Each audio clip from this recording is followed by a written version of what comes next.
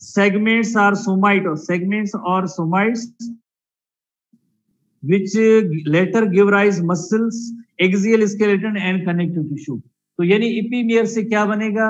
Axial skeleton, connective tissue and muscle से। ये सवाल हमारे टेक्स्ट बुक से रिलेटेड है, इसको आप इंपॉर्टेंट क्वेश्चन करके नोट करके आप याद करेंगे।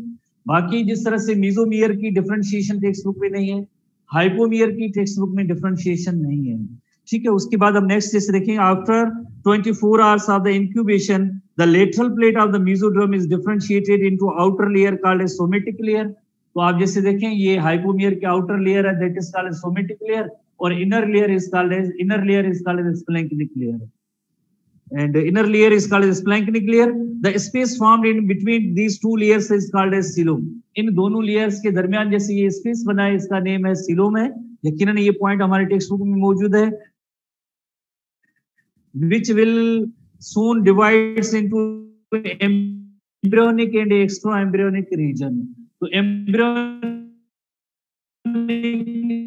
इस तरह से ऑर्गन्स के साथ आगे फ्यूचर में जो मेसोडर्म बनाए सोमेटोप्लूर जैसे है, तो उसमें amnion and chorion they are extra embryonic parts होते हैं। तो later the somatic layer fuses with the ectoderm and splanchnic layer with the endoderm to form the somatopleure and splanchnopleure respectively.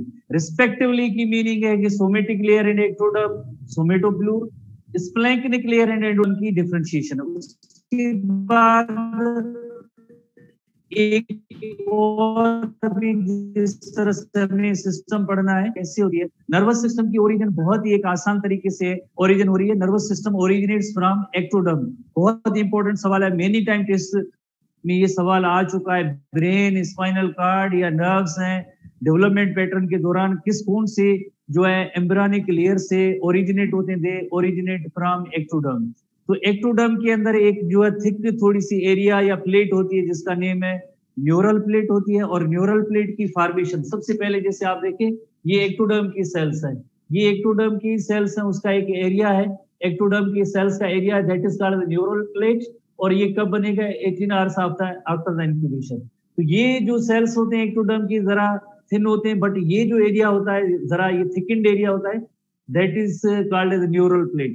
उसके बाद ये क्या होता है, न्यूरल प्लेट वाली साइड ये इनफोल्डिंग होती है, अंदर की तरफ जो डिसेंड अंदर की तरफ जो पड़ जाती है, और इसे हम कहते हैं न्यूरल ग्रूव कहेंगे। न्यूरल ग्रूव के आप जैसे देखें ये भी एज है और ये भी एज है।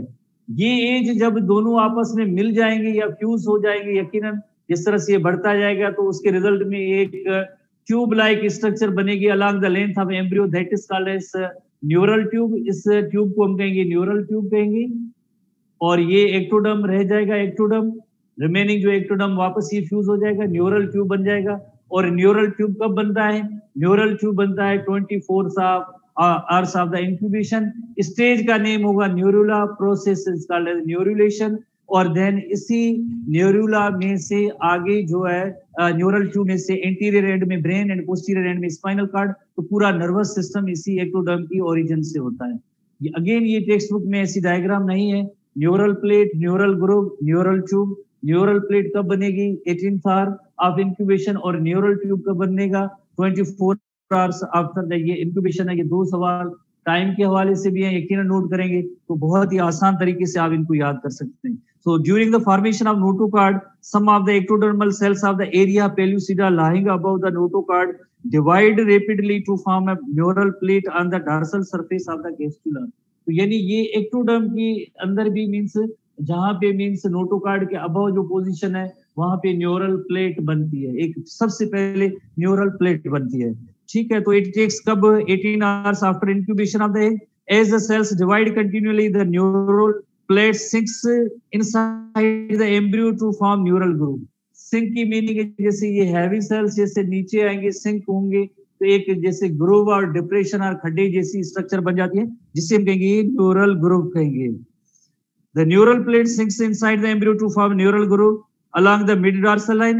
Both the edges of the neural groove move towards each other and fuse to form a neural tube. उसके बाद ये दोनों एजेस हैं ये आपस में फ्यूज होंगे तो उसके रिजल्ट में न्यूरल ट्यूब बन जाएगा और ये वापस एक्टोडर्म ये मौजूद होता है। तो इसी तरह से the embryo is now termed as the neurula and process of the formation is called the neurulation. and it takes place about